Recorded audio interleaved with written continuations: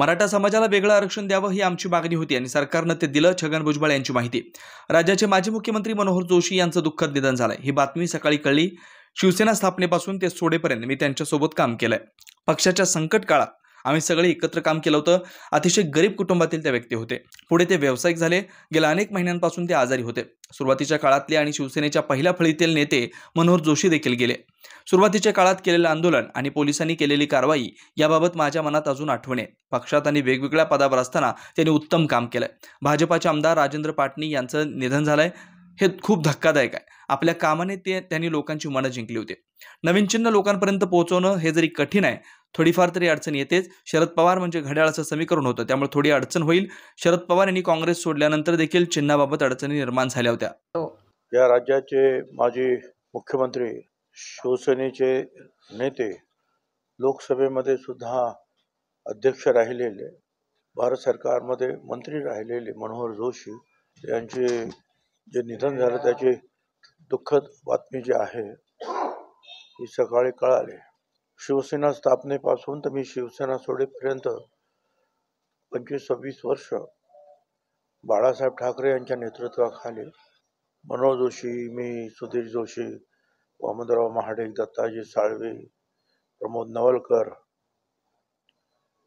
असे अनेक नेते जे आहेत यांनी शिवसेनेसाठी काम केलं. अनेक वेळा शिवसेनेवर संकट आले, त्यावेळेला आम्ही एकत्रितपणे त्या संकटांना तोंड सुद्धा दिलं. मनोहर जोशी अभ्यासू होते, त्याचबरोबर त्यांनी राजकारण आणि उद्योग हे दोन्ही जे आहे अतिशय उत्तम प्रकारे हाताळले होते. तर म्हणजे अतिशय गरीब कुटुंबातील त्यांचा जन्म, परंतु आपण पाहतो नंतर कोहिनूर टेक्निकल क्लासेस वगैरे वगैरे त्याच्या माध्यमातून ते पुढे गेले.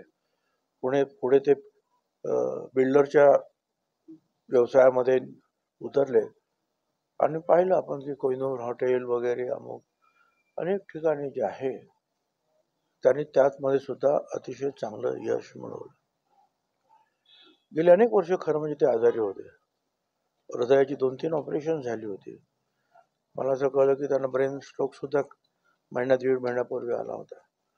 परंतु या सगळ्यांवर मात करीत जे आहे ते लढत होते.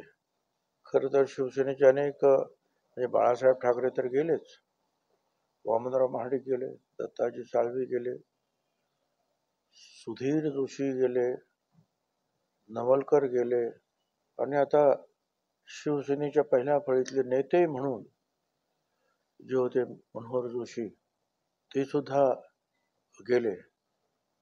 या सगळ्या आठवणी ज्या आहेत मनामध्ये येतात. त्यावेळेला आम्ही केलेली आंदोलनं, त्यावेळेला पोलिसांनी केलेली बंदी, केलेली अटक, या सगळ्या गोष्टीची मनातल्या मनात उजळणी जी आहे निश्चितपणे.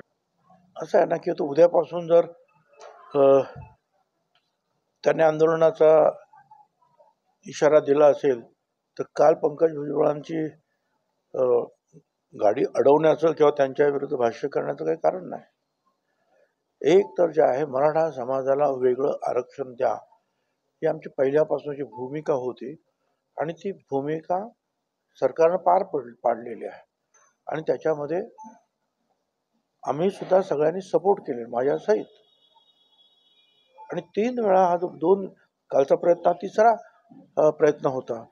एकदा पृथ्वीराज चव्हाण यांच्या मुख्यमंत्री असताना, हे मुख्यमंत्री असताना, फडणवीस मुख्यमंत्री असताना, त्यावेळेला सुद्धा मी पाठिंबा दिलेला आहे की मराठा समाजांना वेगळं आरक्षण द्या. आणि आता सुद्धा जो कायदा पास झाला 2 दिवसापूर्वी त्यामध्ये सुद्धा तेच आहे की मराठा समाजाला स्वतंत्र आरक्षण देण्यात आलेलं आहे. मला असं वाटतं की हे झाल्यानंतर सुद्धा आंदोलन करायचं काही कारण आहे असं मला काही वाटत नाही. शांतता बिघडवायचं काही कारण आहे असं मला काही वाटत नाही. आता या निवडणुका जवळ आलेल्या आहेत. वेगवेगळे पक्ष जे आहेत आपली ताकद वाढवण्यासाठी किंवा आहे ती ताकद मजबूत करण्यासाठी मतदारांना भेटणार, गावागावात जाणार. आणि अशा रीतीनं जर तुम्ही लोकप्रतिनिधींना, कार्यकर्त्यांना जर अडवायला लागले तर ते योग्य होणार नाही, ते लोकशाहीच्या विरुद्ध होईल. मराठा समाजातील कार्यकर्ते, ओबीसी समाजातील, भटक्या विमुक्त समाजातील आणि सर्वच इतर समाजातील जे कार्यकर्ते आहेत, युवक आहेत, त्यांनी हे समजून घेतलं पाहिजे की पहिल्यापासूनचीच आमची मागणी होती की वेगळं आरक्षण द्या, त्याप्रमाणे ते दिलेलं आहे. मग आता अडचण काय आहे? आम्ही त्याला विरोध केला असता, मग तुम्ही आंदोलन केलं तर मग समजू शकलं असतं. आम्ही फक्त काय केलं, आम्ही तुम्हाला विरोध नाही केला, आम्ही सांगितलं की ओबीसीचं आरक्षण फार थोडं आहे, लोकसंख्या फार मोठी आहे ओबीसीची आणि भटक्या विमुक्तांची, त्याच्यामध्ये तुम्ही न येता वेगळं आरक्षण द्या. आणि त्याप्रमाणे सरकारने आपली भूमिका पार पाडलेली आहे. त्याला विधानसभा, विधान परिषदेमध्ये एकूण एक सभासदांनी पाठिंबा देऊन तो कायदा मंजूर केलेला आहे. आता हे जे काही नांदगावला काल झालं असं म्हणतात, म्हणजे पंकज भुजबळ त्या रस्त्याने दुसरीकडे जात होते असं म्हणतात, पण त्यांनी सांगितलं, म्हणजे काही लोक आले, अडवले, कोण लोक होते, काय होते, याचा पोलिसांनी विचार करावा. खरोखरच ते मराठा समाजासाठी आलेले लोक होते का काही स्थानिक राजकारण त्याच्यामध्ये होतं, याचा विचार, याचा अभ्यास आम्ही करतो आहोत, पोलिसांनी सुद्धा केला पाहिजे.